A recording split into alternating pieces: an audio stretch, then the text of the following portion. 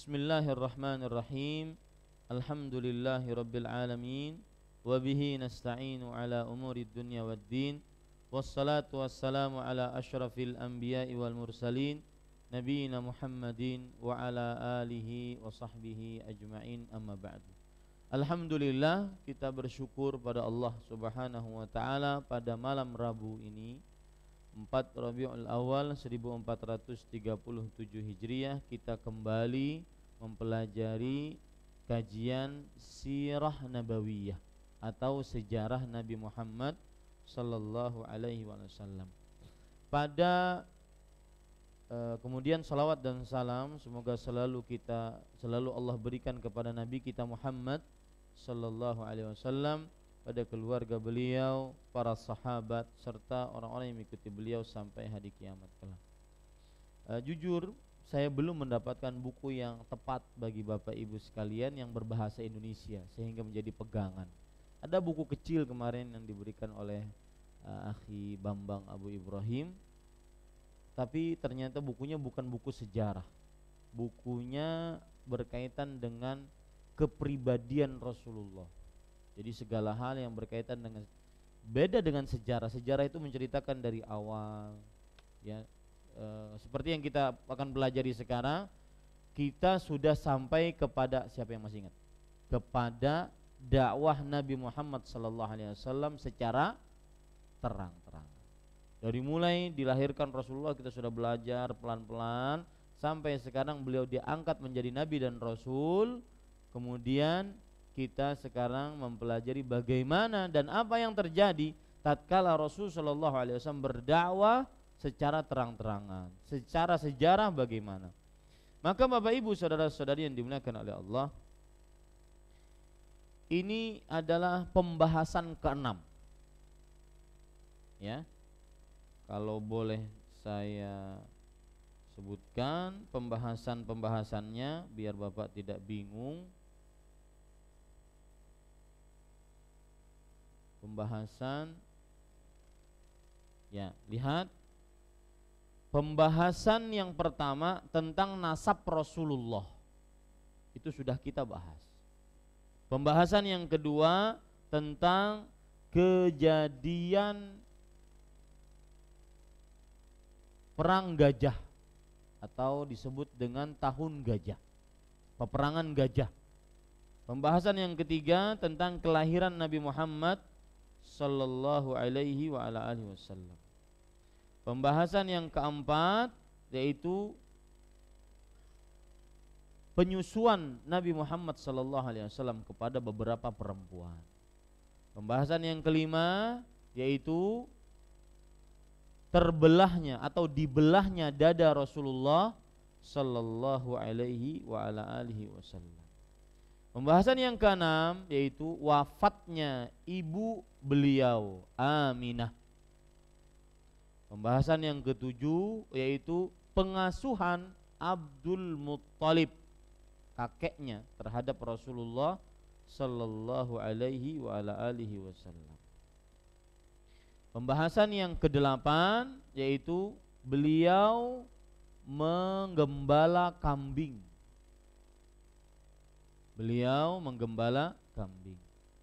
Pembahasan yang kesembilan yaitu kisah Buhaira. Kisah Buhaira. Pembahasan yang ke-10 yaitu perjanjian kabilah-kabilah. Pembahasan yang ke-11 yaitu menikahnya beliau dengan Khadijah. Pembahasan yang ke-12 yaitu membangun Ka'bah. Pembahasan yang ke-13 yaitu gambaran penjagaan Allah terhadap Nabi Muhammad sallallahu alaihi wasallam sebelum diutus menjadi nabi dan rasul. Sebelum diutus menjadi nabi dan rasul. Ini 12 pembahasan ini berapa? 13 pembahasan ini semuanya adalah sejarah Rasulullah dari mulai pertama sampai sebelum diutus menjadi nabi dan rasul. Kalau bapak-bapak merasa saya belum puas Ustadz, kita ulangi dari pertama, maka itu hak bapak-bapak minta kepada saya, kita akan ulang dari pertama. Ya, sekarang itu pasal pertama. 13 pembahasan tadi masuk pasal pertama dari mulai Nabi Muhammad SAW dilahirkan sampai kepada sebelum diutus menjadi nabi dan rasul. Nah, sekarang kita masuk kepada pasal yang kedua, yaitu dari mulai diutusnya nabi sampai kepada hijrah ke Habasyah. Nah, ini dimulai pembahasan pertama, yaitu permulaan wahyu. Bagaimana beliau dapat wahyu? Rasanya sudah saya jelaskan ini.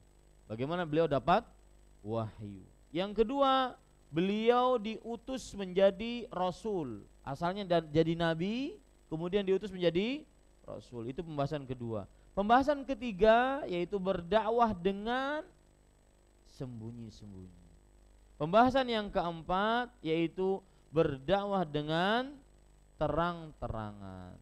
Nah, sekarang atau yang kelima yaitu bagaimana sikap orang Quraisy, pembahasan yang kelima, menghadapi dakwah Nabi Muhammad SAW secara terang-terangan. Pada malam ini kita masuk kepada pembahasan yang keenam, yaitu bahasanya uslub itu sikap-sikap kaum Quraisy menghadapi dakwahnya Rasulullah secara terang-terangan. Nah, ini dia. Sikap-sikap kaum Quraisy menghadapi dakwahnya Rasulullah sallallahu alaihi wasallam secara terang-terangan.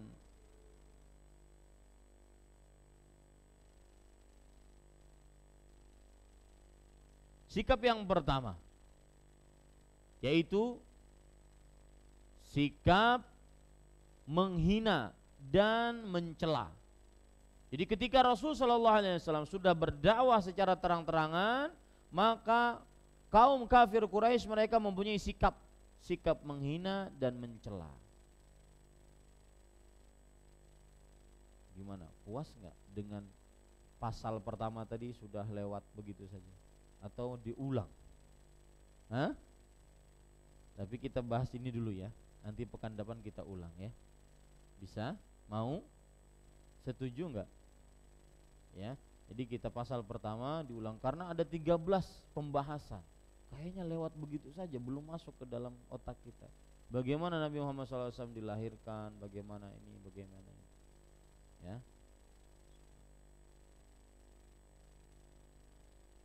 Ya, tapi kita akan bahas ini dulu. Pembahasan yang ke-6 dari pasal yang kedua, yaitu sikap kaum kafir Quraisy menghadapi dakwah terang-terangannya Rasulullah sallallahu alaihi wasallam. Sikap pertama, sikap menghina, mencela. Lihat sekarang Bapak Ibu saudara-saudari yang dimuliakan oleh Allah, yang dimaksud dengan menghina dan mencela, ketika Rasul sallallahu alaihi wasallam berdakwah secara terang-terangan, maka orang-orang kafir Quraisy mereka menghina, mencela Rasul sallallahu alaihi wasallam dan menghina kaum muslim yang mengikuti Rasul sallallahu alaihi wasallam. Yang beriman kepada Rasulullah sallallahu alaihi wasallam dihina, dicela, dikucilkan, belum sampai kepada intimidasi, belum. Dihina, dicela, dilecehkan, nah begitu bahasanya. Ya. Contoh sekarang saya baca sebuah riwayat yang disebutkan di dalam kitab riwayat Imam Ahmad. Perhatikan baik-baik riwayatnya. Saya bacakan. Ini sikap kaum kafir Quraisy dalam menghadapi dakwah terang-terangannya Rasulullah SAW, yaitu menghina, mencela. An Urwah an Abdullah bin Amr bin As radhiyallahu anhu maqal. Dari Urwah bin Zubair. Ini adalah keponakan siapa? Aisyah radhiyallahu anha. Dari Abdullah bin Amr bin As radhiyallahu anhuma, beliau berkata, qultu lahu ma aktsara ma raaitu Quraisyan asabat Rasulullah sallallahu alaihi wasallam fima kanat tadhharu min adawatihi Artinya Urwah meriwayatkan, aku bertanya kepada Abdullah bin Amr bin As. Jadi seorang tabi'i bertanya kepada sahabat, apa yang paling banyak dilakukan oleh orang Quraisy kepada Rasulullah sallallahu alaihi wasallam yang pernah kamu lihat wahai Abdullah bin Amr? Siapa yang bertanya? Urwah. Kepada siapa? Abdullah bin Amr. Urwah bertanya, wahai Abdullah bin Amr, yang pernah kamu lihat Rasul sallallahu alaihi wasallam diberlakukan oleh orang-orang kafir Quraisy ketika beliau berdakwah secara terang-terangan apa? Paham sampai sini? Maka Abdullah bin Amr bin As menjawab, hadartuhum, aku pernah menyaksikan mereka. Lihat, perjuangan Nabi Muhammad SAW luar biasa. Ya, kita saja sekarang yang sudah dapat Islam, nyaman, tenang, padahal dimulai dari yang kecil. Hadartuhum, aku pernah hadir bersama mereka. Wa qad istama'a ashrafuhum yawman fil hijr. Kita tahu Ka'bah. Ka'bah itu adalah namanya, orang awam menyebutnya Hijr Ismail. Padahal tempat namanya sebenarnya adalah Hijr saja. Ya, Hijr.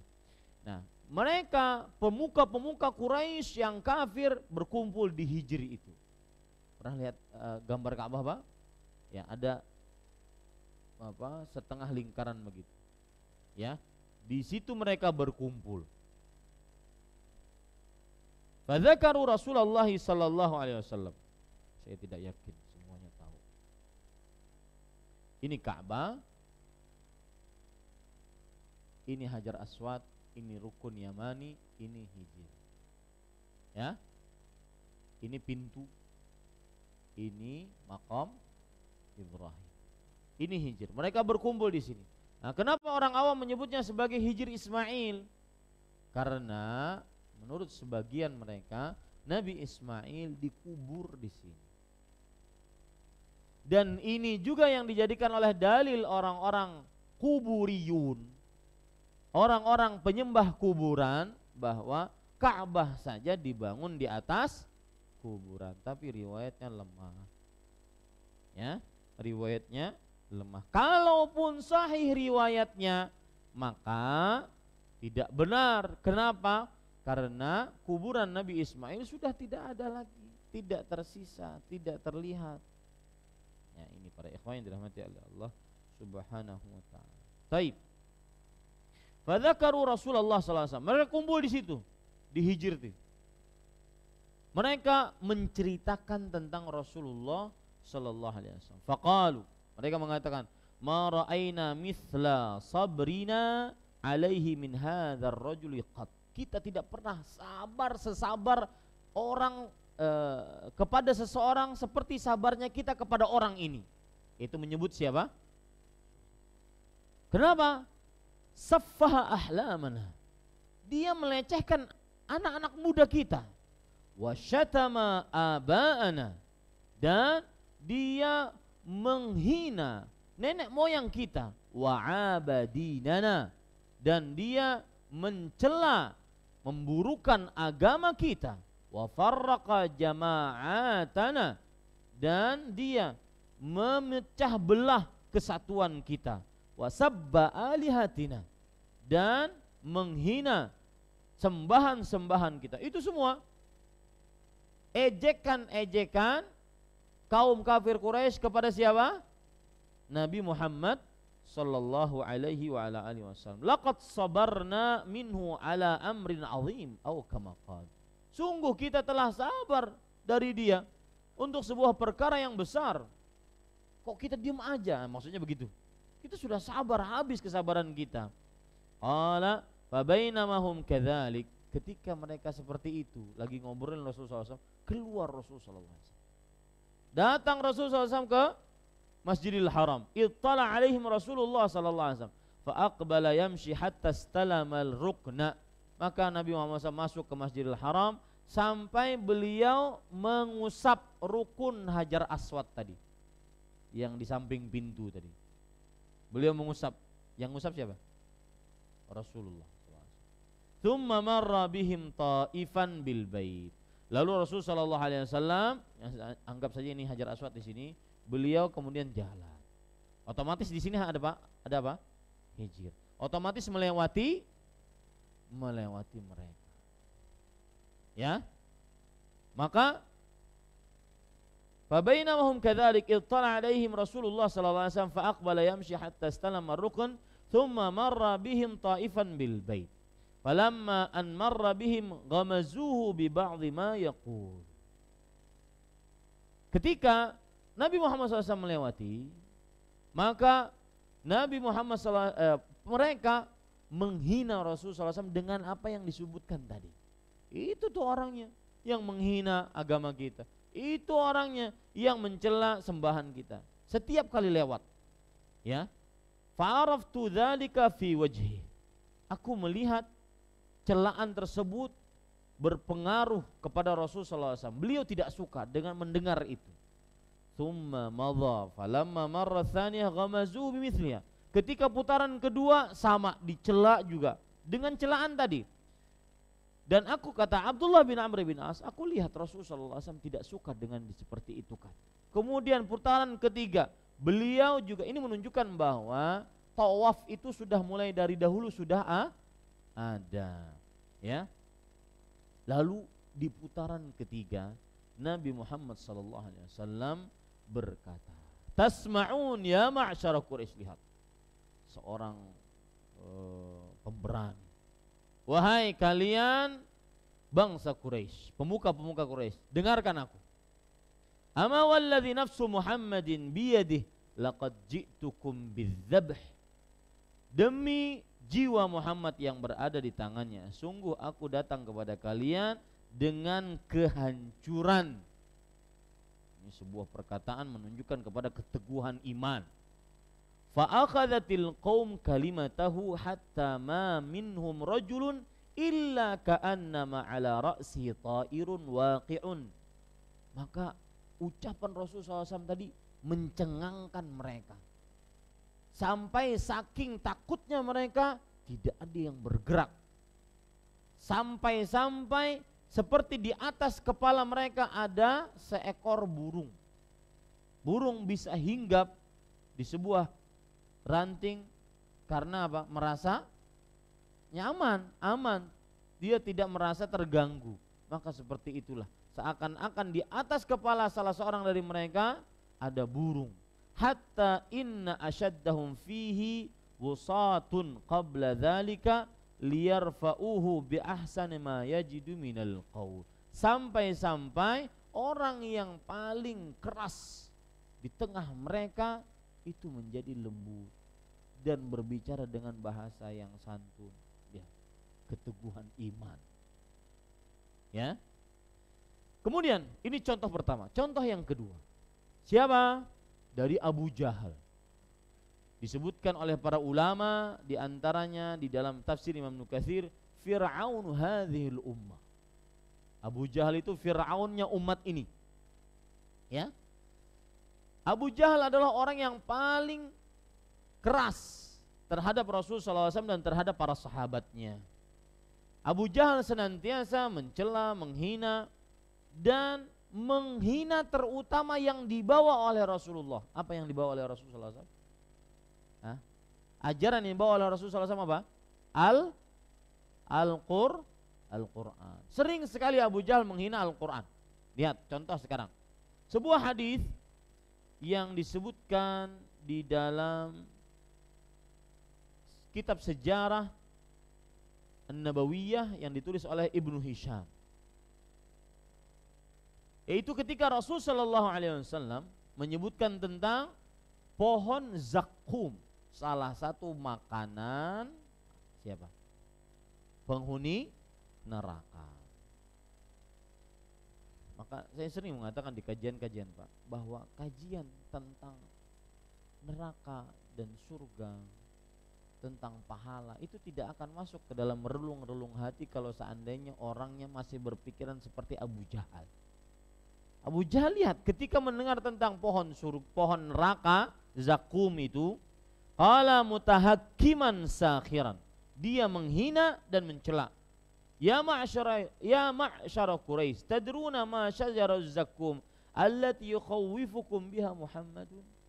Wahai kaum kafir Quraisy, wahai kaum Quraisy, tahu nggak kalian pohon zakum yang kalian ditakut-takuti dengan pohon zakum itu oleh Muhammad? Artinya seakan-akan itu cuma dongeng. Ya, qalu la, enggak, kami enggak tahu, kata kaum Quraisy waktu itu. Qala ajwatun ya ajwatu yathriba bizzabat wallahi la inistam karena minha lanatazaqqamnaha tazaqquma. Artinya dia adalah sebenarnya pohon kurma dari kota Madinah, menghinakan pohon zakum, pohon kurma ditambah dengan minyak zaitun. Ya, demi Allah kalau kita memakannya maka kita akan terbakar perutnya. Ini sebagai bentuk apa? Penghinaan. Masa makan kurma terbakar? Tetapi itu untuk menghinakan pohon apa?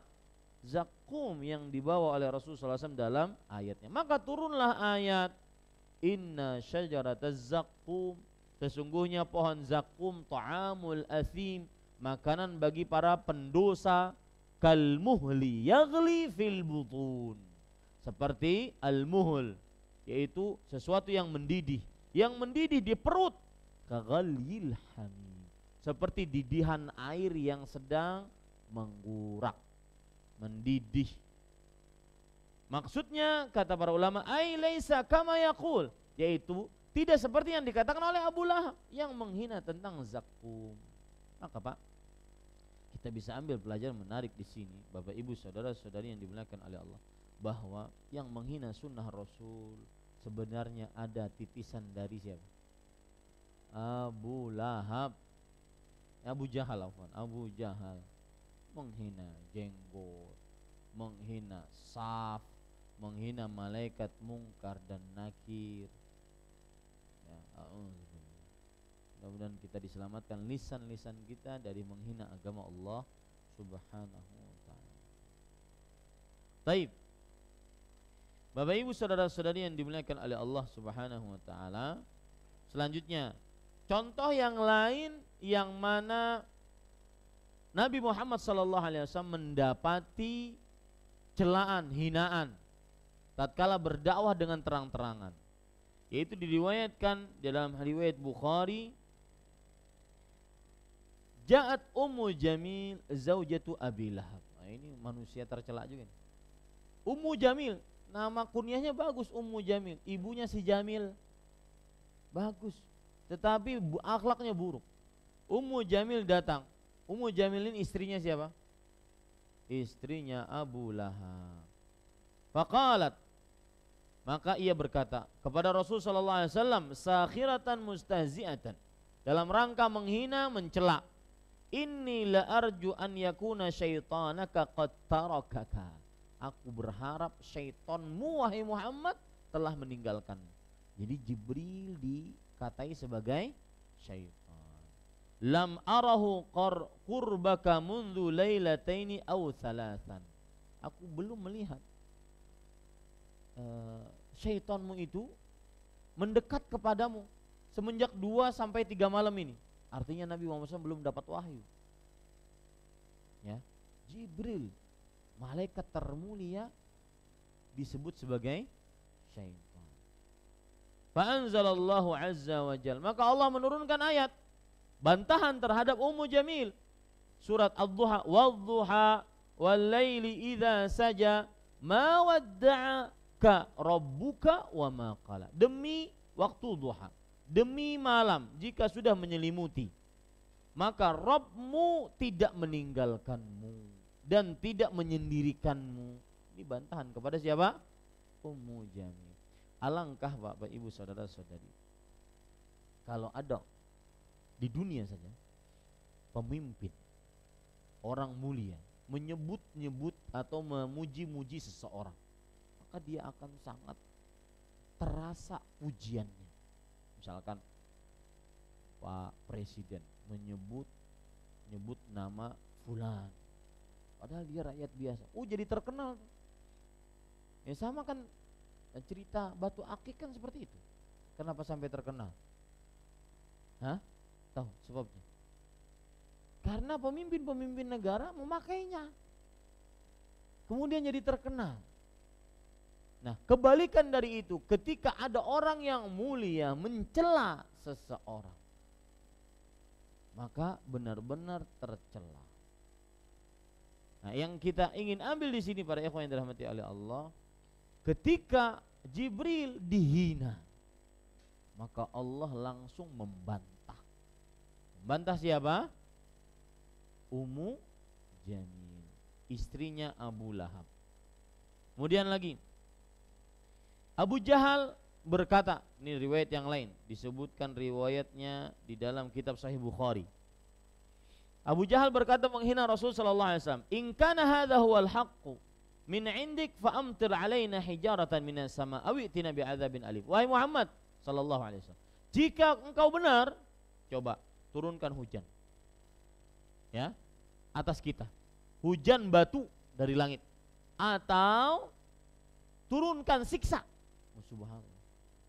Ini penantangan untuk mencela dakwah siapa? Rasul sallallahu alaihi wasallam. Apa yang Allah balas? Ya. Kira-kira mampu enggak Allah menurunkan hujan batu? Mampu enggak Allah menghancurkan umat yang menghina nabinya sebagaimana umat-umat sebelumnya? Mampu enggak? Tapi lihat apa yang dilakukan oleh Allah Subhanahu wa taala. Dan ini bentuk kasih sayang Allah terhadap Rasulullah sallallahu alaihi wasallam. Makhluk, rasul, pemimpin manusia yang paling Allah cintai, Khalilur Rahman. Maka turunlah ayat Allah Subhanahu wa taala berfirman dalam surat Al-Anfal ayat 32 sampai 33. Wa idz qalu, dan ketika mereka berkata, Allahumma, wahai Allah, in kana hadza huwal haqqa min 'indik fa amtir 'alaina hijaratan minas sama' aw i'tina bi'adzabin alim. Orang-orang kafir Quraisy mengatakan, wahai Allah, kalau ini benar, Nabi Muhammad SAW ini benar utusanmu, maka turunkan hujan dari batu, dari langit, hujan batu dari langit, atau siksa pedih. Maka dijawab oleh Allah, wa ma kana Allahu liyu'adzibahum. Allah tidak menyiksa mereka, wa anta fihim, dan engkau wahai Muhammad sallallahu alaihi wasallam berada di tengah-tengah mereka. Tidak diturunkan siksa oleh Allah, hujan batu oleh enggak, tapi malah jawabannya untuk apa? Untuk meninggikan siapa? Rasulullah sallallahu alaihi wasallam. Allah tidak turunkan siksa kepada mereka karena engkau ada di tengah-tengah mereka. Ini kedudukan Rasul sallallahu alaihi wasallam yang begitu tinggi. Ya, wa ma kana Allah mu'adzibahum wa hum yastaghfirun. Dan Allah tidak akan menyiksa mereka dalam keadaan mereka beristighfar kepada Allah Subhanahu wa taala. Ada cerita lagi, Pak, yang luar biasa juga menarik tentang bagaimana orang-orang kafir Quraisy sikap mereka menghina mencela dakwah Rasul sallallahu alaihi wasallam. Cerita ini disebutkan di dalam kitab As-Sirah An-Nabawiyah yang ditulis oleh Ibnu Hisham, yaitu suatu ketika ada orang dari kaum Al-Arashi. Anggap saja dia dari kaum Arashi, membeli sesuatu, menjual sesuatu kepada Abu Jahal. Menjual sesuatu kepada Abu Jahal. Berarti pembelinya siapa? Abu Jahal. Lalu para ikhwan yang dirahmati oleh Allah, Abu Jahal ini enggak bayar. Ya, orang kaya enggak bayar. Abu Jahal enggak bayar. Apa yang terjadi? Arashi ini mengatakan kepada kaumnya Abu Jahal, yaitu kaum Quraisy, man yansuruni ala Abi Jahal faqad mattalani mali. Wahai kaum Quraisy, siapa yang menolongku untuk mengadili Abu Jahal ini? Sungguh dia telah menunda-nunda hartaku. Artinya dia beli barang, ambil barangnya tapi belum bayar-bayar sampai sekarang.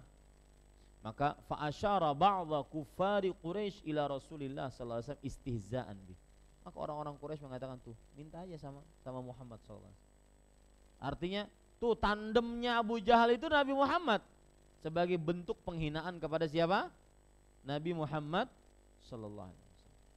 Maka faja'al Arashi ila Rasulillah sallallahu alaihi wasallam. Datanglah Ar-Rasy kepada Rasul sallallahu alaihi wasallam, faqama ma'ahu ar-Rasul ila Abi Jahal wa taraqa alaihi al-bab. Datang ke rumahnya Abu Jahal Rasulullah Ar-Rasy sallallahu alaihi wasallam. Kemudian Rasul SAW mengetuk pintu rumah Abu Jahal. Wa amara an yu'tiyal Ar-Rasy haqqahu, dan memerintahkan Abu Jahal untuk membayar dan memberikan haknya Ar-Rasy. Fadafa'u ilaihi wa huwa yarta'idu minal khauf. Maka Abu Jahal terpaksa bayar karena takut dengan siapa? Rasul sallallahu alaihi wasallam. Jadi beliau itu haibah, punya wibawa, ya, yang melihatnya itu benar-benar terpesona dengan wibawanya Nabi Muhammad SAW. Tapi wibawanya enggak dibuat-buat. Wibawanya memang wibawa yang diberikan oleh siapa? Allah Subhanahu wa taala. Wa indama sa'alat Quraisyun Aba Jahlin an sababi dzalik. Wah, berita itu sampai kepada Quraisy. Ente kok kalah dengan Muhammad? Dicela oleh Quraisy. Kok takut sama Muhammad sallallahu alaihi wasallam? Maka Abu Jahal sambil menghina. Waihakum, celaka kalian. Ma huwa illa an daraba ala babi wa sami'tu sautahu muli'at ru'ban muli'tu ru'ban. Celaka kalian. Ketika dia mengetuk pintuku dan aku mendengar suaranya, maka aku takut. Tsumma kharajtu ilaih, lalu aku keluar rumah menghadapinya. Wa inna fawqa ra'sahu la fahlan minal ibil ma ra'aitu mithla hamatihi wala qasratihi wala anyabi li fahlin qat wallahi law abaitu la akalan. Lihat penghinaan Abu Jahal. Bukannya aku takut kepada dia, ketika dia mengetuk pintuku mengucapkan ayo bayar, maka aku langsung takut. Kenapa? Ketika aku buka pintu, kemudian aku ternyata melihat di atas kepalanya ada anak kambing. Menghina, ya, anak onta malahan. Anak onta, aku tidak pernah melihat anak onta yang kepalanya besar, kemudian gigi taring yang panjang, lebih panjang dan lebih buruk dibandingkan yang ada di kepalanya, di atas kepalanya Muhammad sallallahu alaihi wasallam. Kalau aku tidak ngasih uang itu, niscaya dia akan memakanku. Itu yang menyebabkan aku kasih. Mencela siapa? Rasul sallallahu alaihi wa ala alihi wasallam.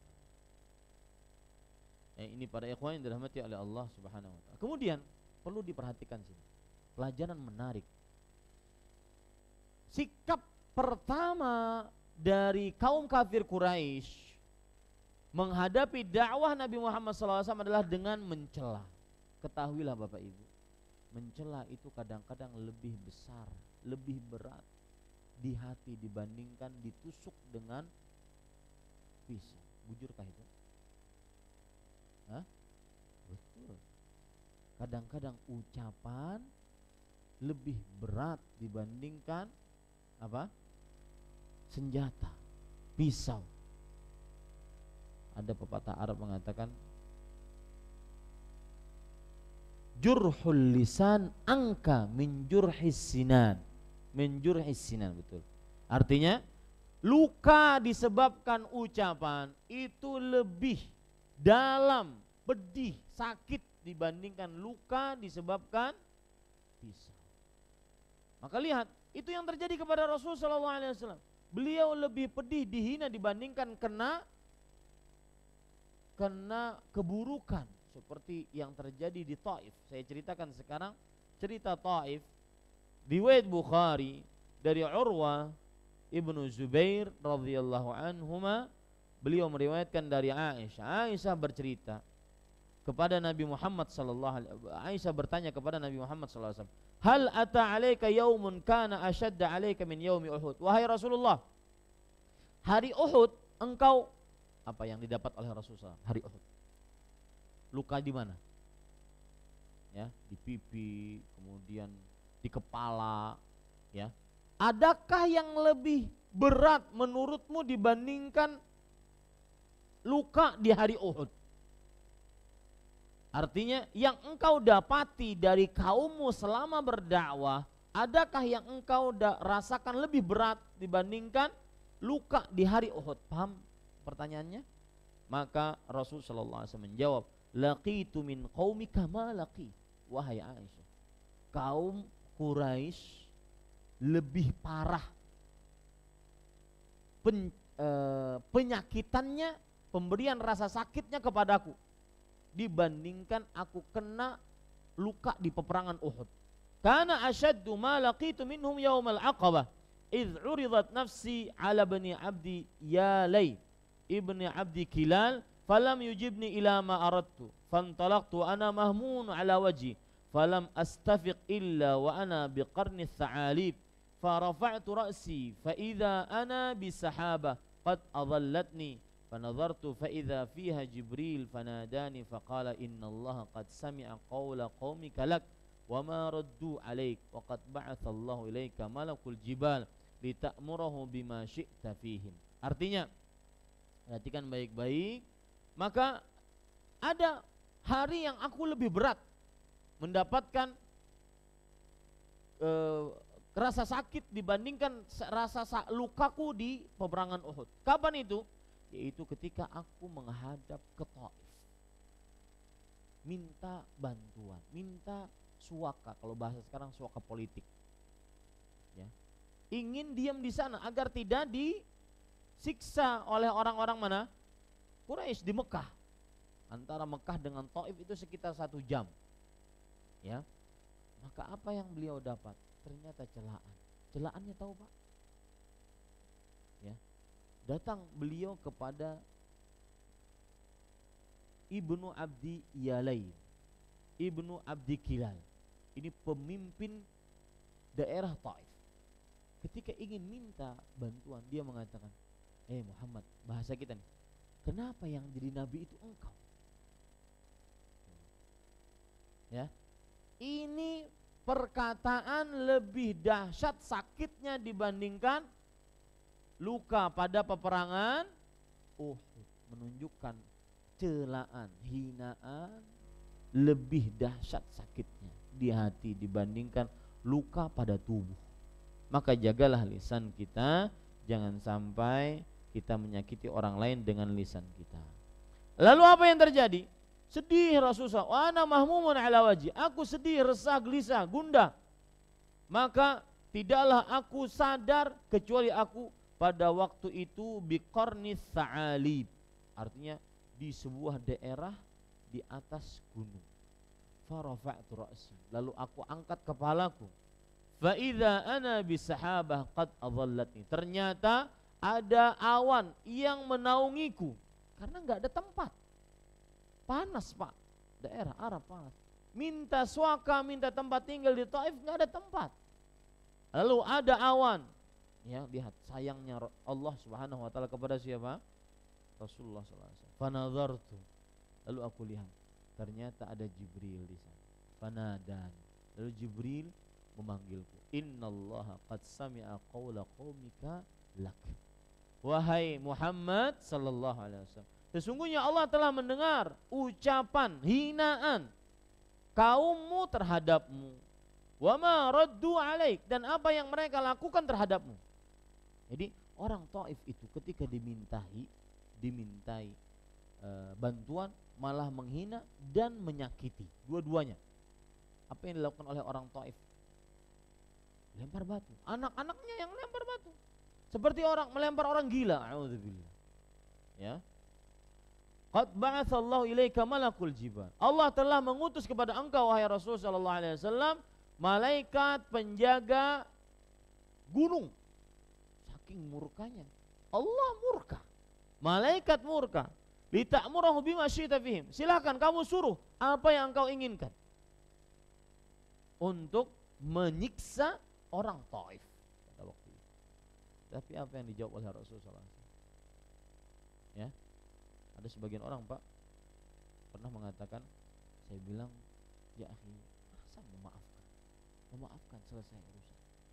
Kamu sudah banyak dosa, bawa nanti dosa persengketaan dengan orang lain di hadapan Allah. Meskipun mendingan kita maafkan sekarang di dunia, selesai urusan kita. daripada kita membawa dosa kita, membawa permasalahan dengan orang lain lagi, malah tambah banyak. Maka dia mengatakan, oh Ustaz, berarti saya salah dong selama ini. Saya selama ini Ustaz, sikap saya kalau ada orang yang buruk dengan saya diam, tidak akan balas. Tapi dalam hati saya, nanti di akhirat saya tuntut kamu. Ini keliru dong Ustaz. Iya. Lebih baik apa? Memaafkan. Lihat Rasulullah SAW. Apa yang dilakukan oleh Rasulullah SAW? Beliau mengatakan, Allahumma ghfir li qaumi fa innahum la ya'lam. Ya Allah, ampuni kaumku, sesungguhnya mereka tidak mengerti. Ini para ikhwan yang dirahmati oleh Allah Subhanahu wa taala. Jadi intinya di sini bahwa penghinaan, pencelaan dengan lisan lebih sakit dibandingkan luka dengan senjata atau dengan pedang.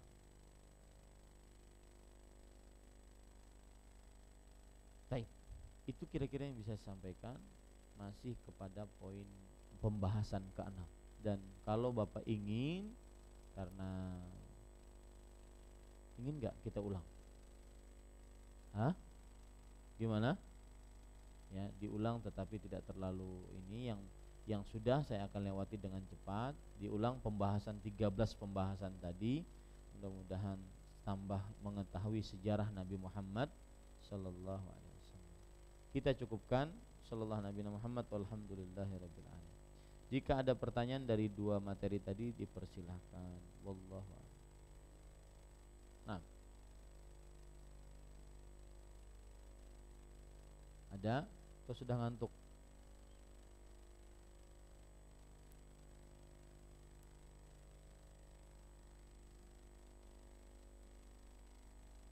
Tidak ada? Ya, silahkan. Waalaikumsalam warahmatullahi wabarakatuh. Ya Ustadz, mohon tanggapannya. Kira-kira apakah termasuk kesia-siaan atau termasuk sombong apabila kita punya hobi yang bisa dikatakan mahal ya? Salah satunya kita suka motor besar gitu kan, terus juga hal-hal semacam itulah Ustadz gitu. Terima kasih Ustadz penjelasannya. Assalamualaikum warahmatullahi wabarakatuh. Waalaikumsalam warahmatullahi wabarakatuh. Kaedahnya begini Mas, Rasul sallallahu alaihi wasallam bersabda, Qul washrab walbas wa tasaddaq min ghairi sarafin wala makhila. Makan, minumlah, berpakaianlah, bersedekahlah dengan sesukamu, tanpa ada sikap berlebihan atau mendatangkan kesombongan. Nah, itu kaidahnya. Kalau dianggap bahwa mempunyai motor besar itu berlebihan, mendatangkan kesombongan, maka jauhi. Kalau dianggap mempunyai mobil-mobil mewah berlebihan, dianggap mendatangkan kesombongan, maka jauhi. Ya, wallahu a'lam. Tetapi Rasul sallallahu alaihi wasallam beliau kadang-kadang mendapati tamu-tamunya dengan pakaian-pakaian yang mewah. Nah, di sini menunjukkan bahwa terkadang hal tersebut diperlukan dalam beberapa kesempatan. Intinya jangan menumbuhkan dua. Pertama, berlebihan dan mendatangkan kesombongan. Wallahu a'lam. Sering saya membicarakan tentang makna kesuksesan. Selalu kalau kita berbicara tentang makna kesuksesan, maka kita akan membicarakan bahwa dahulukan kehidupan akhirat dibandingkan kehidupan dunia. Sering orang salah paham, Ustadz kalau begitu kita nggak boleh kaya dong. Enggak. Tetapi bagaimana kekayaan tersebut bermanfaat untuk kehidupan beragama kita. 10 orang yang dijamin Rasulullah SAW mereka orang-orang kaya, tetapi kekayaan tersebut tidak ada pada hati mereka. Kapan diperlukan untuk agama, mereka senantiasa akan cepat dan tanggap untuk menurunkan kekayaannya kepada keperluan agama. Seperti yang dilakukan oleh Abdurrahman bin Auf, Utsman bin Affan, Umar bin Khattab. Abu Bakar As-Siddiq radhiyallahu. Wallahu a'lam. Nah, yang lain? Ibu-ibu. Assalamualaikum Pak Ustadz. Waalaikumsalam. Saya minta kejelasannya Pak Ustadz. Itu kan kalau orang membunuh binatang, terus binatangnya tuh dibuang di tengah jalan, terus jadi kan ketabrak hancur, itu gimana hukumnya? Itu satu. Yang kedua, Dia kalau membunuh kita- binatang, Bu. Iya, maksudnya tuh membunuh binatang seperti tikus, ular dan sebagainya, itu dibuang di binatangnya tuh dibuang di jalan gitu. Jadi kalau kita tabrak tadi kan hancur gitu. Itu gimana hukumnya? Ya. Yang kedua, kalau kita lagi jalan terus nabrak kucing gitu loh Pak Ustadz. Terus dibiarkan begitu aja apa gimana? Ya. Maksudnya saya. Makasih Pak Ustadz. Ya. Waalaikumsalam warahmatullahi wabarakatuh. Ada hadis Rasul sallallahu alaihi wasallam berbunyi bahwa al-iman bid'un wa sab'una syu'bah. A'laha qawlu la ilaha illallah wa adnaha imatatul adza 'anil thariq. Iman itu 70 sekian bagian. Bid'un wa sab'un. 70 bagian iman. Yang paling tinggi ucapan la ilaha illallah. Yang paling rendah menghilangkan kotoran di jalan. Nah, ketika kita mendengar pertanyaan tadi, maka ini terbalik dengan hadis. Semestinya yang harus dilakukan adalah jangan meletakkan sesuatu yang mengganggu jalan kaum muslim, apalagi sampai hal-hal yang kotor seperti itu. Bangkai tikus, bangkai kucing, bangkai ular, ya. Maka tidak benar untuk meletakkan gangguan di tengah jalan kaum muslim, ya, seperti itu. Itu satu. Yang kedua, yaitu apa hukum kalau seorang menabrak kucing di jalan? Apakah dibiarkan atau tidak? Masuk ke dalam hadis tadi. Semestinya dia bertanggung jawab atas penabrakan dia terhadap kucing. Jangan dibiarkan. Yaitu dia kesampingkan. Kalau seandainya memang mati, ya dia kuburkan, ya, sebagaimana burung menguburkan burung lainnya, maka binatang pun dikuburkan. Tujuannya agar tidak berbau busuk. Wallahu a'lam. Nah, yang lain? Ya, silakan.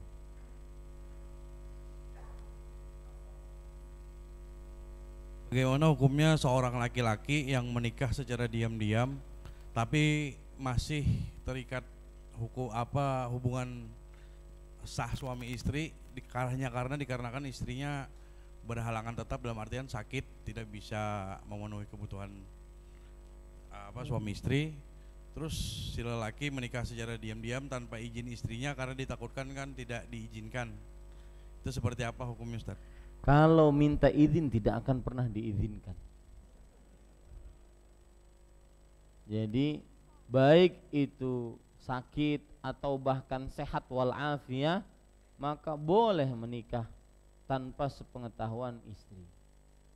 Tetapi alangkah baiknya diberitahukan. Nah, sekarang permasalahannya, lebih mudah mana? Minta izin atau minta maaf? Nah, tanya yang di belakang itu. Setiap wanita beda-beda. Ada yang katanya minta izin lebih mudah. Sudah. Ada yang katanya minta maaf lebih mudah. Berarti nikah dulu baru maafkan saya. Nah, seperti itu. Ya. Demikian. Jadi baik istrinya sakit, apalagi istrinya sakit punya alasan. Sang suami punya alasan syar'i. Artinya istri sakit ini dicerai pun sah. Tidak berdosa dan tidak berbuat zalim sang suami. Tetapi mungkin sang suami sabar dan masih menyayangi istrinya, tapi dia harus melampiaskan syahwatnya sehingga dia tidak melakukan perbuatan zina. Maka dia menikah lagi. Maka saya anjurkan untuk menikah siri kadang-kadang mendatangkan beberapa kemudharatan. sah dia secara Islam asalkan terkumpul syarat-syarat pernikahan seperti ijab kabul, seperti adanya 2 mempelai, saksi, mahar, wali perempuan, sah. Tetapi lebih baik lagi kalau dicatat di catatan sipil. Toh itu tidak bertentangan. Cuma mungkin sebagian atau kalau yang saya pernah dengar di peraturan negara ini secara catatan sipil harus ada persetujuan dan izin dari istrinya. Maka tidak mengapa seseorang ketika sulit untuk mendapatkan izin dia untuk meminta maaf saja. Dalam artian dia mungkin menikah siri. Tetapi lebih baik di catatan sipil agar tidak bermasalah di kemudian hari. Wallah. Ada ibu-ibu ada? Ya, kita cukupkan dengan kafaratul majlis. Subhanakallahumma bihamdik, asyhadu an la ilaha illa anta astaghfiruka wa atubu ilaik. Wassalamualaikum warahmatullahi wabarakatuh.